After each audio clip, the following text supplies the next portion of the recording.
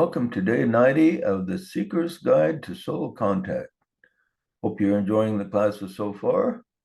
If you've missed any, you can find the past classes at this site or go to our website at freeread.com, and there's links to all 90 days there.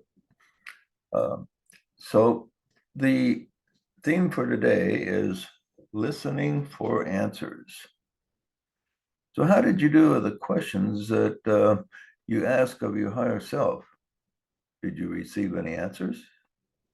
A handful will receive answers that seem clear to them. Most will not be sure, but if it seems like you have received no response, do not discount your endeavor so quickly. You may have received more than you realize.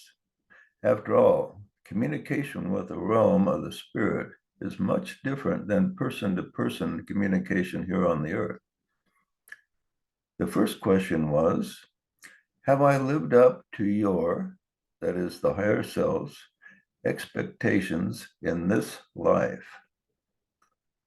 Now you can't tell me that nothing came. When you asked the question, some type of impression did come to you. The chances are you thought it was all from you and not from your higher self. You must remember that you and your higher self or your soul are one. The only difference is that you are a fragment in an illusionary dream state, and the higher self is an awake version of you.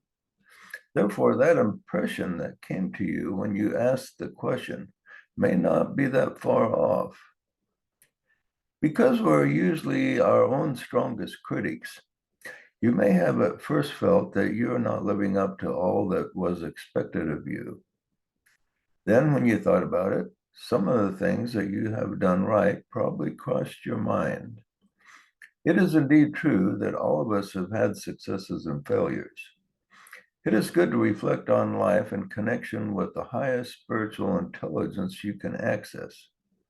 Upon reflection, you're likely to receive helpful impressions from your higher self that will improve your life. Now, the second question reads, in what areas do I need to improve? To this, all kinds of things may have run through your mind, and you probably thought they all came from you and you alone. On the other hand, one of those things stood out more than others. This was most likely an impression from your higher self. You may want to ask this question again and observe all that comes and take note of the one where you receive the strongest impression and think on it further. Now for the third question. What am I supposed to do with the rest of my life? If you are satisfied with an answer to this question, but many are not, those are not sure if they are headed the right direction and would appreciate some guidance on this. Many have prayed to God about this and are still not sure. Similarly, many of those who ask of this of their higher self for the first time will feel that they have not gotten a clear answer. Perhaps those who feel they did not get an answer missed the obvious one that came in the form of a question. That question may have been this: what do you want to do? Find something you enjoy doing, preferably something that will benefit others, and do it. As you go through the process, you will sense when you're headed the right direction. Now, all of us have an internal compass, and if we pay attention to it, our life will head in the right direction. Follow the highest you know, and the time will come when you will receive a recognizable confirmation from your higher self.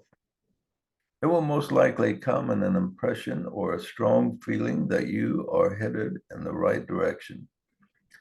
Working with your higher self and seeking communion with it will be a lifelong endeavor. These lessons pointing you in this direction are merely the beginning and far from the end.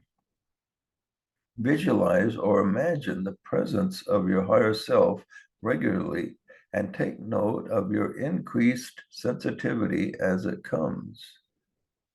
Your assignment today is to again visualize or imagine the presence of your higher self and formulate a couple questions on your own. Keep experimenting with imagining the presence and communicating with it.